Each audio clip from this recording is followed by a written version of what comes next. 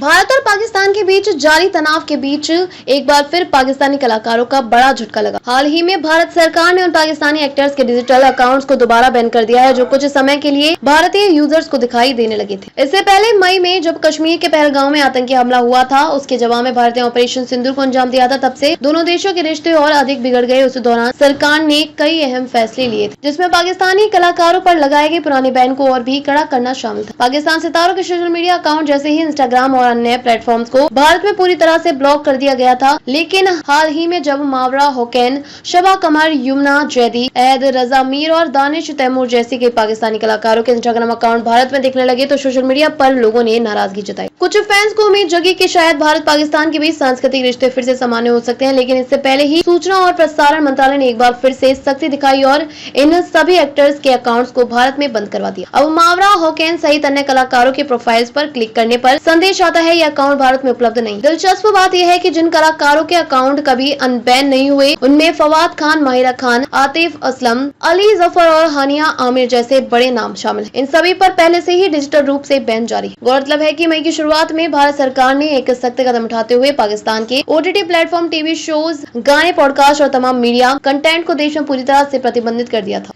यह कदम देश की सुरक्षा और सांस्कृतिक संप्रभुता को ध्यान में रखते हुए उठाया गया था। जब बुधवार को कुछ पाकिस्तानी एक्टर्स के इंस्टाग्राम अकाउंट भारत में दोबारा दिखने लगे तो ऑल इंडिया सिने वर्क एसोसिएशन ने तुरंत प्रधानमंत्री को संबोधित करते हुए सोशल मीडिया के अपील की कि इन अकाउंट्स को परमानेंटली बैन किया जाए। विवाद उस समय और बढ़ गया जब पंजाबी एक्टर दिलीप दोसांझ की फिल्म सरदारजी 3 में पाकिस्तानी एक्ट्रेस हानिया आमिर की मौजूदगी पर सवाल उठे।